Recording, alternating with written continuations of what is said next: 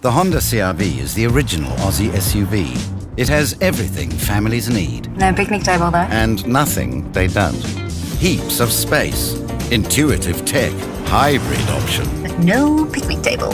Okay, the 97 CR-V came with a picnic table, but it didn't have up to 7 seats and Honda sensing safety, did it? My family's still picnicking. The all-new Honda CR-V. It's everything Aussie families need since 97. Gateway Automotive, your trusted multi-franchise car dealership.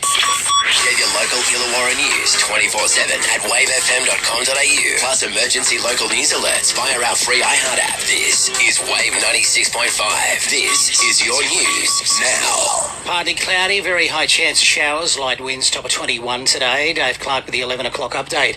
The second hearing block of the Royal Commission into Anti-Semitism and Social Cohesion gets underway in Sydney today. After hearing personal accounts of anti-Semitism during earlier sessions, the Commission is now turning to security preparedness and agency decision-making in the lead-up to the Bondi terror attack.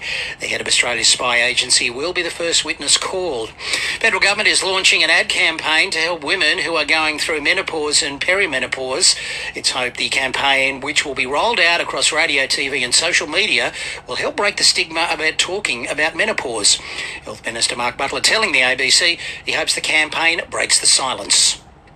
Is about raising awareness, particularly among women, but also among partners, to understand the signs, to recognise those signs, to be able to do some research on our very detailed website now, or go and seek help if you think you need it.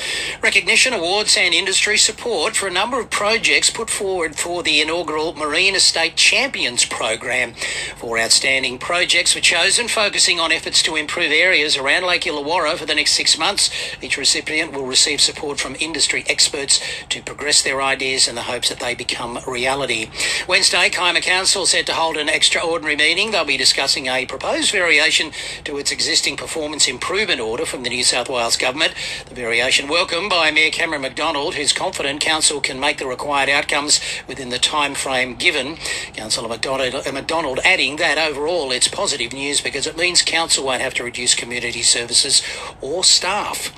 Also today, many of us don't know the signs of life-threatening allergic reactions to food, according to a new study. And Barnaby Joyce says it's business as usual for One Nation as a weekend poll puts Pauline Hanson's party in the box seat to wipe out the coalition.